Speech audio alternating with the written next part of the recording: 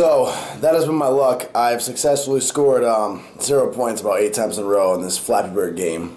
I heard everybody talking about this game, Flappy Birds, and I decided to download it to see what the fuss is about. Now I see what the fuss is about.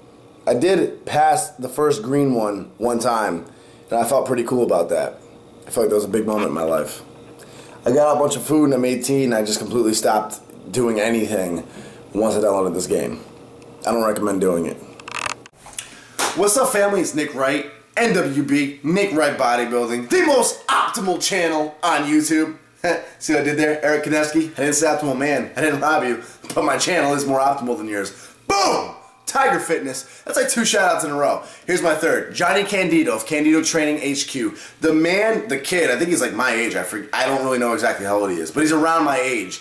He is one of the most knowledgeable dudes when it comes to the biomechanics of powerlifting. So knowledgeable. I've watched his videos and I've learned a lot myself on the actual mechanics of these power lifts, these compound movements, the big 3 especially. And after watching his videos, seeing how educated he was, I was also intrigued by the fact that he has a similar build to me. There's a lot of strong dudes out there, some amazing powerlifters that inspire me every single day. Dan Green, George Lehman. But those guys don't have the same build as me. Whereas Johnny Candido does. He has that shorter, thinner, ectomorphic build just like I do, and that for me is very relatable. And that's something that caught my eye, and that's why I subscribed to Johnny right away. On top of that, the kid is a beast, such a strong powerlifter pound for pound.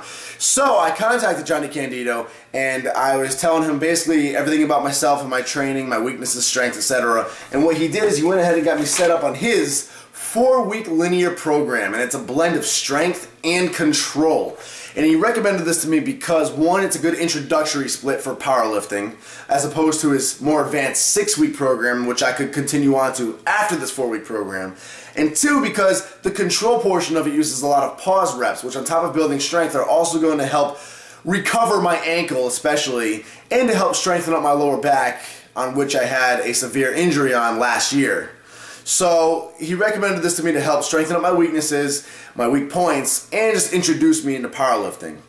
So if I like this 4-week program, I'm going to continue on to his 6-week program. I'm going to track it for you guys. His channel is linked in the info box in this video, and it will be linked in every single video that has to do with his program. So all the credit goes to Johnny. Everything you hear me say about this program is coming straight from Johnny and his program. So please, if you have questions, you want to know more, go to his channel and subscribe. I guarantee you won't regret it. And if I can find it, I'm going to put the actual website link where you can get this program yourself. Johnny is a great dude, very knowledgeable. Why I'm doing this? A couple of reasons. One, I've always had a huge obsession, literally an obsession, a craving, an infatuation, a thirst for moving heavy weight. It is always been in front of my mind more than anything. And I think that might be one of my flaws in bodybuilding, is that I almost become so in love with the heavy movements that I kind of neglect some of the hypertrophy, boring movements, if you will, more than I should.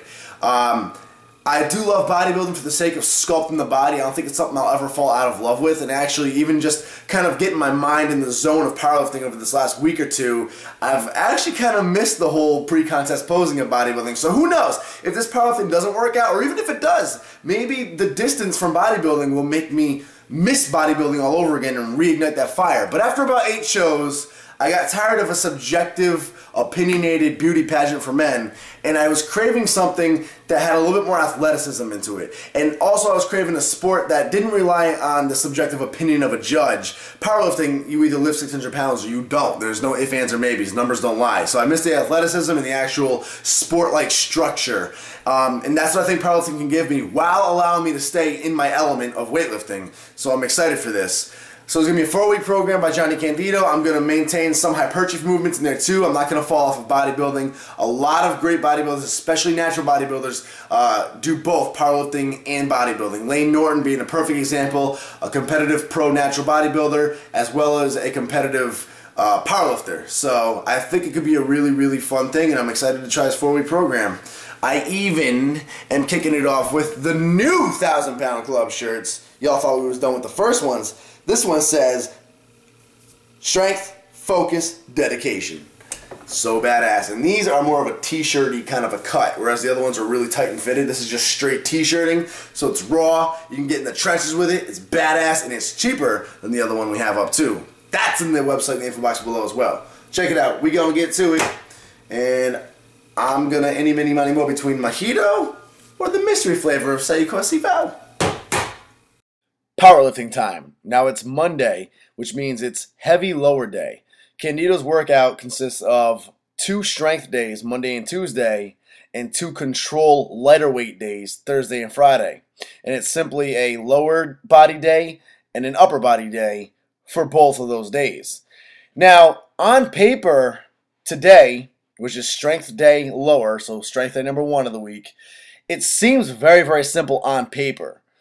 But I totally underestimated it, and it's deceptively hard if you're not used to squatting and deadlifting on the same day, which most of us aren't. And again, I'm strong in deadlifts. I got good stamina on squats. I thought I was going to be totally fine with this, but I was really, really wrong.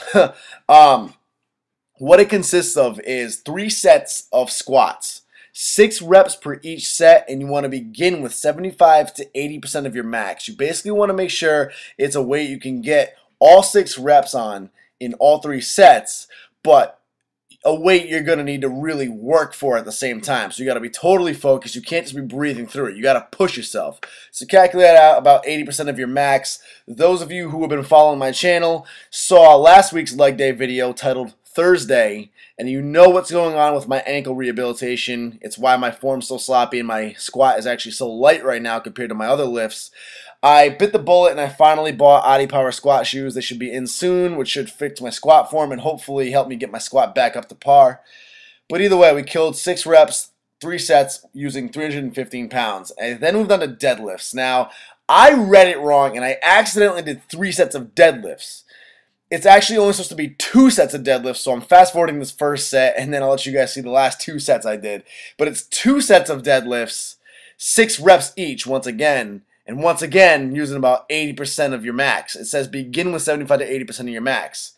And over the course of these 4 weeks, you want to add 0 to 10 pounds to these lifts every single week. So if next week I'm not ready to add on any weight, you keep it the same. But if you can, add as much as 10 pounds onto the exercise every single week over the 4 weeks. And you keep the reps all at 6 reps per set and the same basic 3 sets of squats, 2 sets of deadlifts. And let me tell you, if you're not used to it, deadlifting after squats is hard. Here I'm doing my sets at 405, and I accidentally did 3 because I'm an idiot and thought it said 3. Didn't realize it until I came home. Ready? Last one.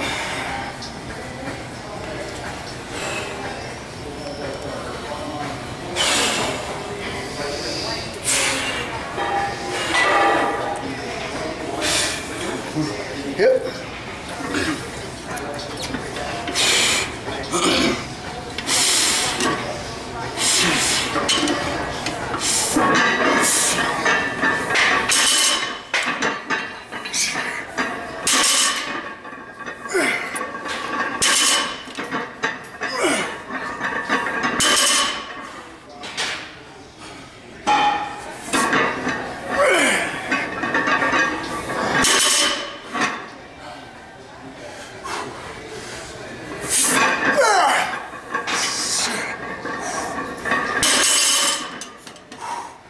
Ripping open.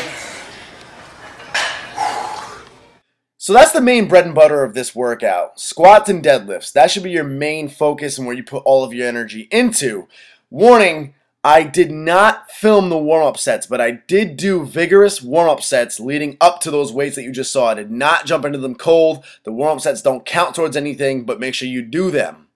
After, he just has written 2 optional exercises of your choice for lower body, 3 sets each, 8 to 12 reps. So basically 2 lower body exercises just to target some muscle hypertrophy, nothing too intense. They should not be the main focus of your workout. They're really just to complement and add on the workout. I personally use them as an opportunity to hit that hypertrophy for the sake of bodybuilding so I can keep my bodybuilding game going strong while I'm powerlifting. But obviously I don't want my focus to cut into my powerlifting, so I made sure I checked with Candido before I did everything, including calves at the very end, which he does not have written down because they don't really apply to anything. But I asked him if I could do calves at the end. He said that's totally fine. So check out the full routine in the info box below, guys. Subscribe now. and watch for more updates on this entire regimen as I progress. Buy a t-shirt, nwblifestyle.com in the info box below. Tank tops, t-shirts, hoodies, dog tags, you name it. Support and represent the lifestyle you live.